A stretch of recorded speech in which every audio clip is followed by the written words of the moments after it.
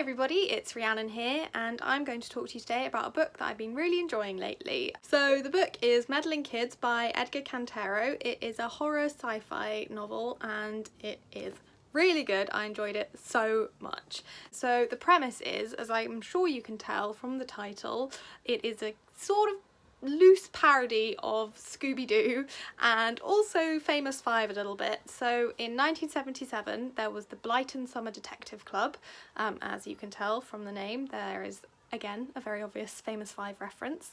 In the club there was Kerry and Nate, who were cousins whose aunt lived in Blighton, and it was at the aunt's house that everyone would convene every summer. Kerry was sort of the brains of the operation, she was the smart one, and Nate was the one who was obsessed with the supernatural and the occult and everything spooky. And then they had a dog, Tim, who is meant to be Scooby Doo, but he doesn't speak like Scooby Doo. And then there was Andy, who's the sort of tomboy one. She's meant to be a little bit of an outsider, she's from a lower social class, a bit more of a broken home, so the summers at Blighton meant a lot to her. And then there's Peter, who's the jock, Fred leader type, who is your very typical hero. So in 1977 they solved their last ever case, which is the Sleepy Lake Monster, and then after that they sort of all just drift apart slightly. And then cut to 1990, which is when this book is set, and the guy who was arrested for being the Sleepy Lake Monster is being released.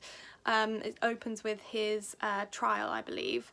And Andy tracks him down. Andy, in the 13 years since they caught him, has turned into this complete badass who's like got all these muscles, and she's really good with knives, and she's just like so intimidating and cool, and she manages to get out from him that he wasn't actually the monster and that there was something much bigger going on.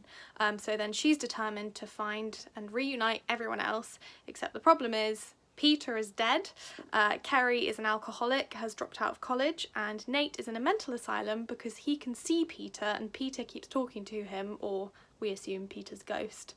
It is such a fun read. I'm not really a huge fan of horror. I've read a few Stephen King, as you can see on the bookshelf, but other than that I tend to stray away from it because I am a big scaredy cat. The scares weren't too, make you never sleep again. They were sort of goosebump type scares. So now I'm going to talk a little bit about why I loved it so much, and particularly my favourite characters. I loved it because throughout it Cantero just sort of subverts your expectation. Because he does make such a big reference, such an obvious reference to Scooby Doo and Famous Five, you sort of have in your head the idea of how the stories are going to play out and also what the characters are going to be like. You sort of assume that Andy the tomboy is sort of the bravest one, and she's very two-dimensional, but actually she has this very tough exterior, but she is such a softie inside. She's such an unbelievable sweetheart. She has been madly in love with Kerry for the last 15 years, and you see her completely unable to process it in the sweetest way. It's almost like Cantero puts a tiny little rom-com in the middle of this like deeply gory horror novel, which I love so much.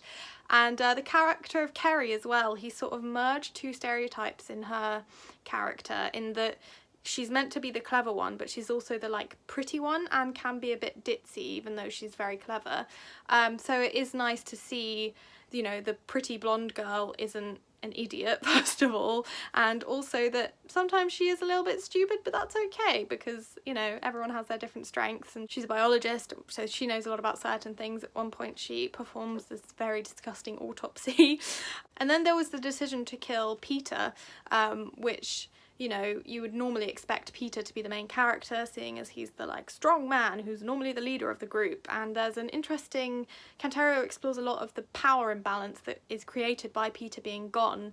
Andy is trying to, assert herself as leader, but is constantly undermining herself and doesn't really know if she can be the leader, is constantly waiting for other people to take power from her because she's just has no faith in her own abilities. One of the best scenes involves this abandoned mine shaft and being chased by things which I will not describe because you'll have to read the book to find out, and you can have the nightmares yourself because they are so scary. It is just such a fun read. Like, I'm such a sucker for books that are like, we've got to get the band back together, and like that's what the first half of this book is. They have to break Nate out of his asylum in one of the best scenes I think in the book, and everything sort of references itself, and there are twists that you can kind of see coming, and then Cantero just like throws something else at you.